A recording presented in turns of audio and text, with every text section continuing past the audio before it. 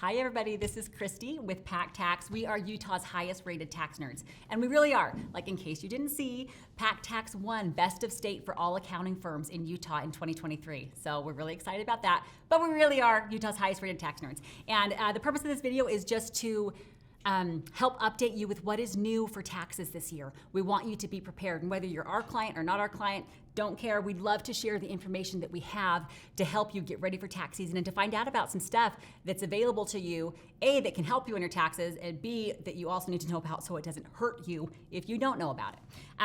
Also, just to let you know, we're going to be putting out a whole webinar schedule and different educational things that we're doing on more specific topics. So if there's something here that you really need a lot more info about, great. We can do a webinar on it, and we're gonna post those so you can go to our website and see the schedule for those. So we just want to give you so much more information, but like, guys, taxes are crazy, right? Like the code's like this big, there are so many rules. So we're gonna cover just a few things in this short video, just the updates, knowing that there is so much more and details and all these things that you really need to like know and consult with before you actually go file. So just know this is kind of like the summary version. You need more info before you actually go file something. And then for those of you who are PAC Tax clients, we are also going to be sending a separate video out to you with instructions on the process this year for how to get started. How do you get your stuff to us? How do you schedule an appointment? How do we help you make this tax season just totally seamless? So that's coming too if you're a client. So keep a look out for that. Okay, so first what we're gonna talk about is some personal tax updates, and then we'll talk about business tax updates. So if you're interested, pay attention, and if not, you can skip to the part that you want. So I think I'm just gonna talk about 3 main personal tax updates this year. There aren't a ton of changes, no big giant sweeping changes for personal taxes this year. Tax rates, tax deductions, many things are very, very similar to what we saw last year and the year before. Every year, the brackets for the tax rates expand slightly. The standard deduction goes up slightly. So those are just normal type changes. They're not changes in policy or rules or anything like that.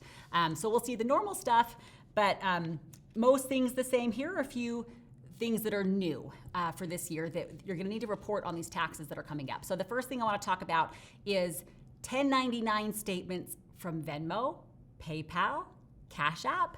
Do any of you use these things? What's supposed to happen this year is Venmo and PayPal and Cash App and all these guys are supposed to send a 1099 statement to you to report on your income taxes. Now, if you kind of remember, they were supposed to do this last year, and this was part of the plan. And then like the first week of January, Congress came in and said, stop, never mind, we're not ready. And they kicked the can down the road another year. So you really didn't have to do it last year. But now they're saying, yes, for 2023 taxes, you're supposed to report this stuff. So if they change it between now and January, I wouldn't be surprised, but plan on having to report it. So this means if I used Venmo, right? Because I'm Venmoing back and forth for a bunch of different things. I go out to lunch, I Venmo my friend back because she paid for it, or we're doing back and forth, blah, blah, blah. I'm Venmoing the babysitter $20.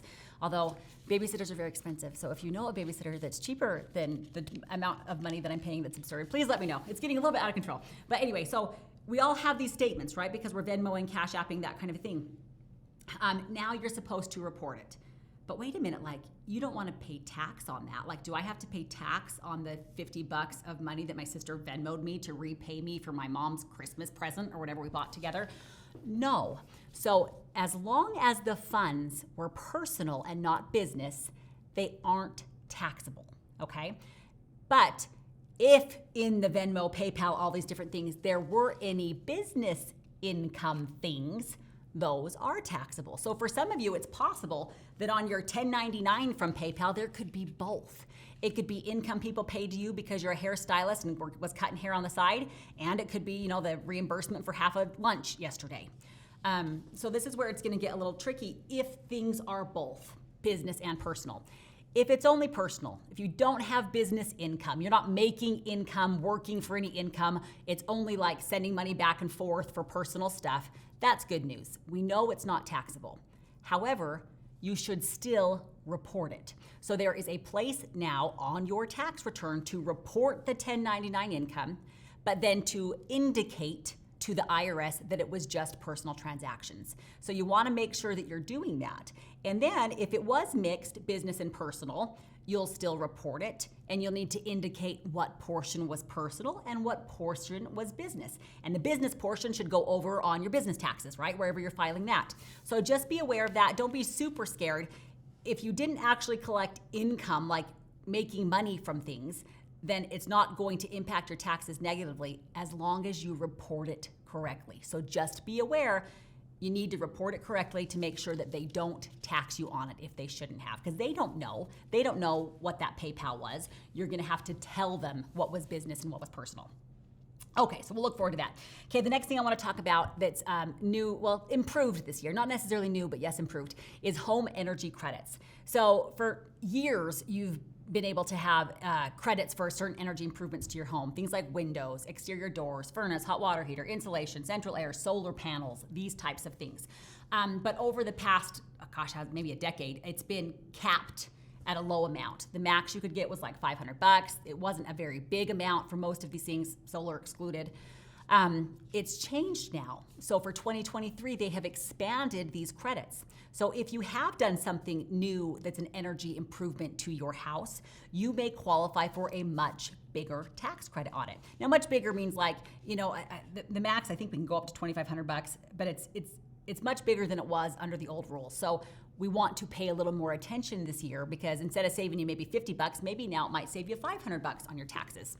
So you need to gather information if you have done any of these energy improvements, and we will need to know, or you'll need to know when you file your own taxes, the installation date and the energy rating for these things. So you're gonna have to gather a little more data than just, I got a new furnace.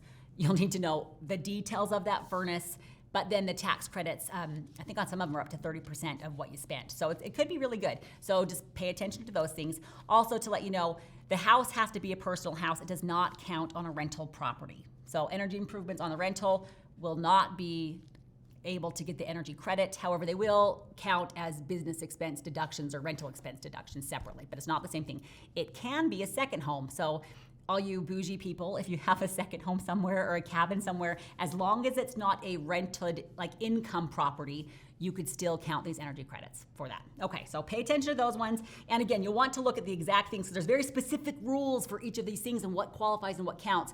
You just gather up the energy improvements, bring them to us, and we can find exactly the credit that applies to make sure that you're getting the right amount. Okay, the next and kind of the last big change with personal taxes this year that I want to talk about is electric vehicle credits. So now there have been credits for electric vehicles for quite a few years, but they've had some weird rules. They've been capped out. Like if you bought a Tesla in the past 3 years, you didn't get a credit. It's like too late. Like you couldn't get a Tesla credit. There were some really stingy rules that had to be new. Well, they have expanded the credits on energy savings vehicles, which might be something that influences you to buy a vehicle. Maybe yes, maybe no. But here's the deal. So now there are energy credits available to both new and used vehicles, which that's new. We've never been able to do it on a used vehicle before. Now you're going to be able to do it on certain used vehicles. But there's new rules also that go with this. So mostly if you are interested in buying some kind of EV vehicle, right? Electric vehicle hybrid that qualifies. To get the tax credit, here's a new rule. You have to purchase it through a dealer. So just going on KSL or like through Craigslist or whatever and buying it from a neighbor, that's not going to work out. You have to purchase it, whether it's used or new, through a dealer. The dealers are going to be kind of like the broker middleman with the IRS to make sure the paperwork works out so that you're eligible to get the credit. So just know you have to be going through a dealer to get this. You can't just come to us in a year and be like, yeah, I bought it for my friend. Do I get the tax credit?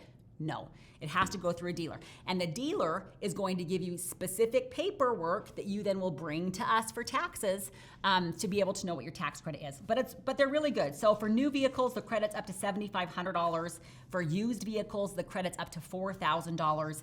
And there are limitations, like it's only certain vehicles, certain makes, certain models. We have the whole list of everything that qualifies. So if you have questions on that, let us know. We can send you the link to everything that's going to qualify. But the dealer should have that too. The dealer's going to know if these qualify. They're going to use that as an incentive to try to sell you, right? But let's see, for new vehicles, the price on the new vehicle has to be less than $80,000 for SUVs and trucks. MSRP has to be less than 55 for all other vehicles. For used cars, it's a lot less. The purchase price of this used car has to be $25,000 or less. And there are also income limitations with this, which means if you make too much money, you're not going to qualify for the credit. So make sure you understand these limitations, especially if you're going to go buy a car wanting to get this incentive. And a big change that's going to happen. So right now, like if you bought one in 2023, you're going to come, you're going to put it on your taxes, and that's where you're going to get your tax credit, right? However, in 2024, it's different. The credit is going to be allowed to be issued immediately when you purchase through the dealer. So instead of having to wait 10 months till you file your tax return to get your, $4,000 credit, the dealer is going to be able to work it with the IRS directly, really just to take $4,000 off the price, right, and give you the credit right then, which is awesome because you don't have to wait, but which is also tricky because the dealer doesn't know your income. And the dealer doesn't actually know if you qualify for that tax credit or not. So it's totally possible that you could go to the dealer and you buy a new Tesla and they take $7,500 off the price because of the tax credit, and then you go to file your taxes and your income's too high. And you have to repay that full tax credit on your tax return. So just know that there are strings attached, and you should totally talk to your tax person before you buy the car. Like if you're buying the car and the credit itself is a big factor in that, talk to your person to run the numbers, because there's also things like the credit isn't refundable, which means if you don't make enough income, it's not going to make a difference on your taxes because they won't refund it after your tax is already wiped out. So it's just know that it's not as clear as a sales guy might just tell you, yeah, you're going to get, $7,500 credit. Well, maybe you might. Call your tax person first just to make sure. Okay. So those are the big ones that are there for personal taxes. Everything else staying fairly the same. Who can I claim? What is my filing status? I mean, all these kind of things, they're all the same. Tuition, education, health expenses, marketplace. Nothing has really changed from the prior year. So it'll be status quo on those ones. Now, I wanted to mention a real quick couple of business tax updates.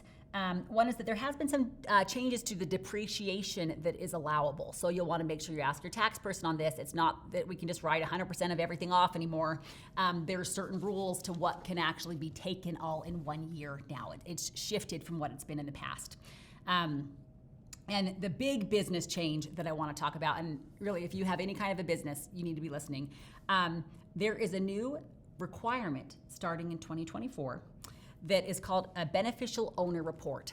And this is a FinCEN requirement. FinCEN, what does FinCEN even stand for? That's the Financial Crimes Enforcement Network. So FinCEN is the government agency that monitors money laundering, right? They're the ones that want to make sure you are not laundering money and committing fraud. They're not the IRS.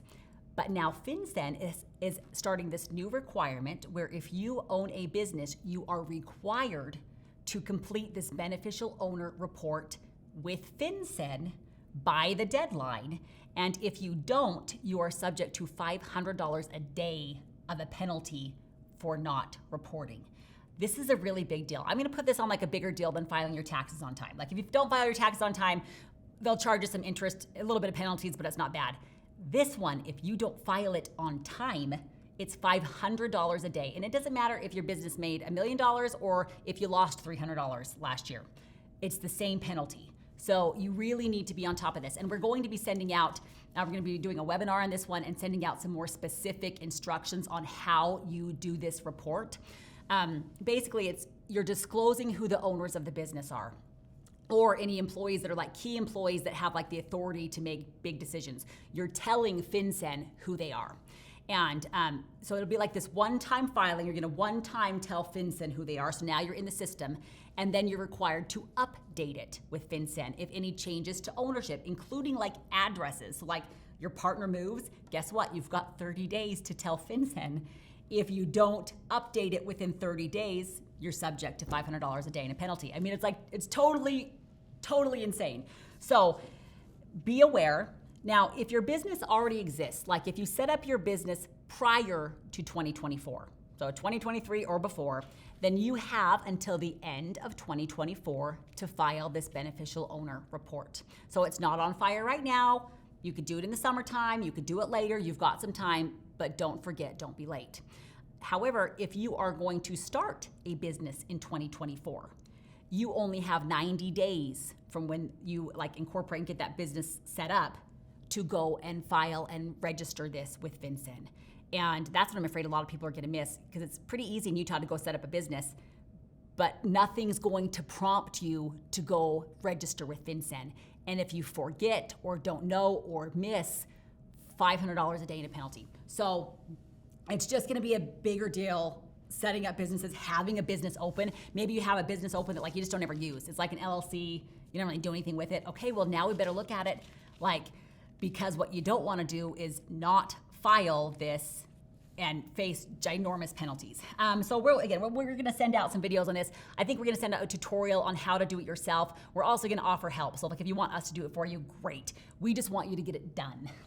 We don't want you to pay all your money to FinCEN, because then you don't have any money to pay us, right? You want to pay us to do your taxes. So we would like to help you save money wherever possible. So look for those things coming out. But it's a big change. This has never existed before. It is brand new, and the consequences of not filing on time really are giant. So pay attention to that.